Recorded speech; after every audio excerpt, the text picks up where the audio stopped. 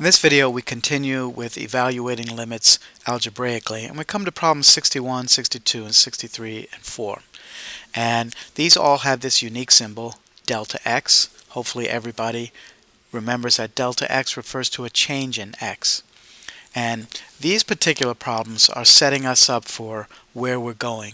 I should say they're doing the algebra part of the calculus that we're going to learn in the very near future. So these problems are included here to help us become more fluent with the procedures we need to do the calculus later. And so we have number 61. Limit as delta x approaches 0 of 2x plus delta x minus 2x. And what we should do here, first of all, you can check to see that if you plugged in delta x equals 0, you would get 2x minus 2x, which is 0, over delta x, which is also 0. So we can't use that method, and this is already factored here. With this particular problem, we're going to do the reverse of factoring. We're going to distribute the 2 so that we get 2x plus 2 delta x minus 2x, and all over delta x. The 2x's are going to 0 out, and so we simply have 2 delta x over delta x, cancels out the delta x's, and our limit is 2. So that's a simpler version of this type of problem. This is actually a derivative in disguise here, but we'll talk about that later. This is the algebra that you're going to need to be able to do those problems.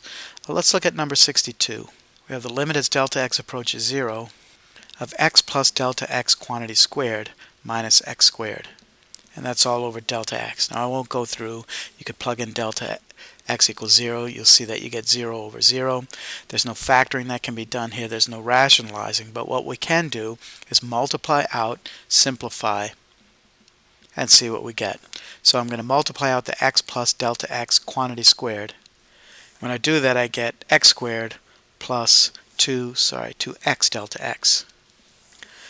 And then minus delta x squared, and then we still have the final minus x squared, all over delta x.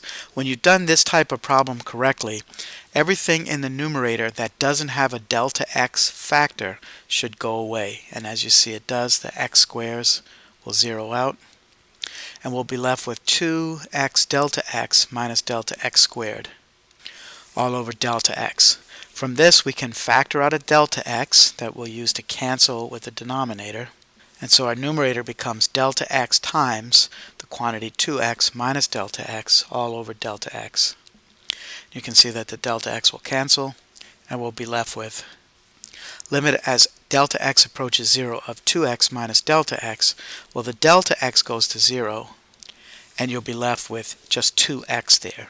Again, this is a derivative in limit form. We haven't learned what the derivative is yet, but we will shortly.